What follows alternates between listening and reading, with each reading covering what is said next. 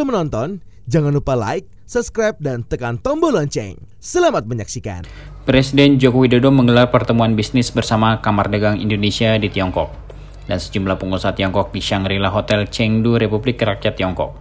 Dalam pertemuan tersebut, Presiden Jokowi menekankan komitmen Indonesia untuk menjaga investasi tetap stabil dan berjalan baik. Oleh karena itu, Presiden meminta agar para investor tidak ragu untuk menyampaikan kendala-kendala yang dihadapi ketika berinvestasi di Indonesia. Presiden juga menyampaikan bahwa pemerintah Indonesia terbuka untuk menampung segala informasi mengenai permasalahan yang dirasakan oleh para investor untuk dapat diselesaikan. Kepala negara juga menyebutkan bahwa saat ini sejumlah investor dari Tiongkok telah menanamkan investasinya di Indonesia.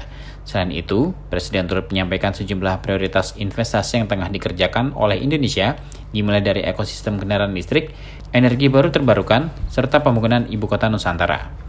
Dalam hal energi baru terbarukan, Presiden menyampaikan bahwa Indonesia ingin mendorong para investor dari Tiongkok untuk turut serta menanamkan investasinya.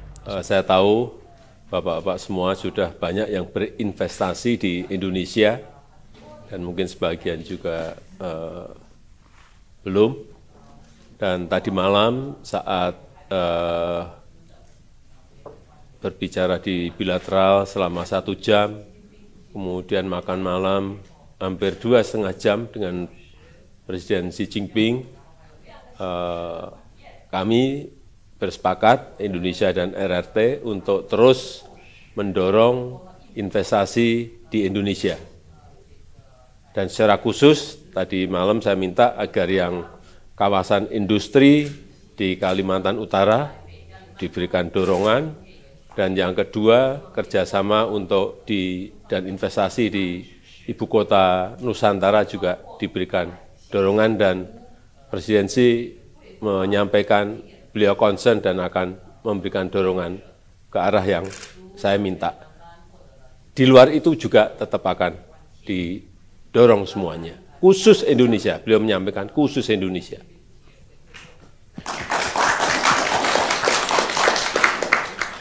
Dan prioritas yang ingin kami kerjakan untuk investasi sekarang ini adalah yang pertama di ekosistem kendaraan listrik, ekosistem EV yang ingin kita bangun, baik dari mulai bahan bakunya sampai EV baterai sampai nanti di kendaraan listrik. Dan saya lihat beberapa dari sini juga sudah masuk untuk membangun ekosistem kendaraan listrik yang ingin kita bangun ke depan. Perkiraan kita di 2035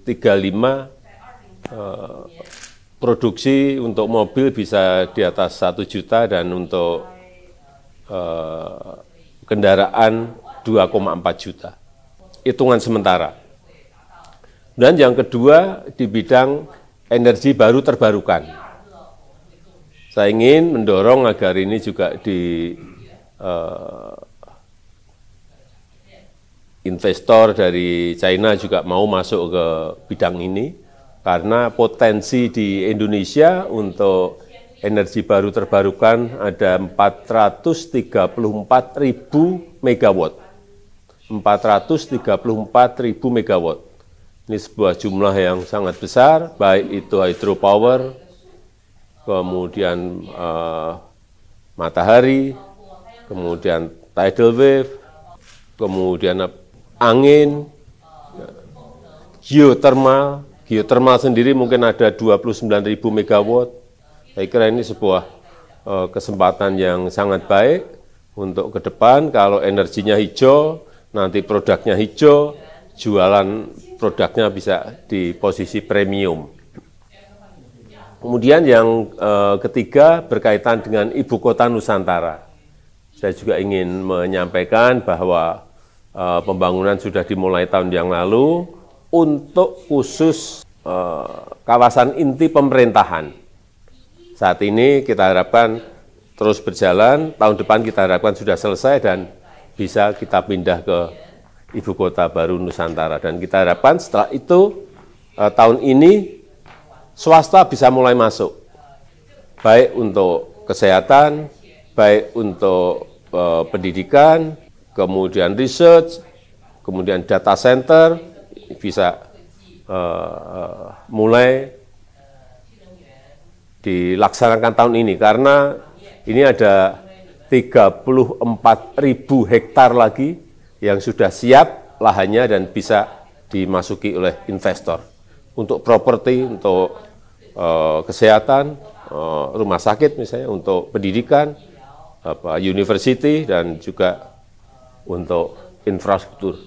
Saya tahu di sini sudah banyak yang masuk, mungkin bisa menyampaikan kepada rekan yang lain apakah ada kesulitan, apakah ada problem, saya kira bisa disampaikan apa adanya. Kami terbuka untuk investor yang dari Tiongkok. Turut mendampingi Presiden dalam pertemuan tersebut yakni Menteri Koordinator Bidang Pembangunan Manusia dan Kebudayaan Muhadjir Effendi, Menteri Koordinator Bidang Kemaritiman dan Investasi Luhut Binsar Panjaitan, Menteri Luar Negeri Retno Marsudi, Menteri Kesehatan Budi Gunadi Sadikin, Menteri Investasi atau Kepala BKPM Bahlil Lahadalia, Duta Besar RI untuk RRT Jauhari Orat Mangun, dan Ketua Kadin Arsyad Rashid.